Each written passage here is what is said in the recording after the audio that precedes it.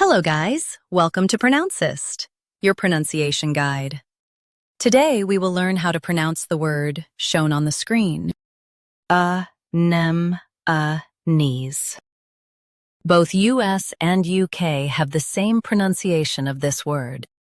Anemones. Now read the syllables shown on the screen naturally.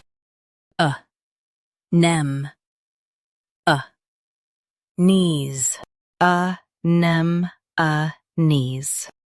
Emphasize nem and soften knees. Nem. Knees.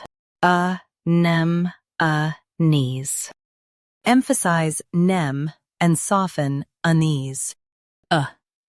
Nem. Knees. Anemones. Knees. Emphasize nem and soften knees. Nem. Knees. Nem. Knees. Practice repeatedly and you'll soon be able to say this word perfectly.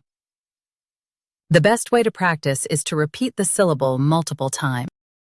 The meaning of the word is sea creatures or flowers. Try repeating this word several times to improve your pronunciation. We post daily videos on useful and commonly mispronounced words to help you speak clearly and confidently. Like this video and subscribe to Pronouncist for more pronunciation guides. Thanks for watching us.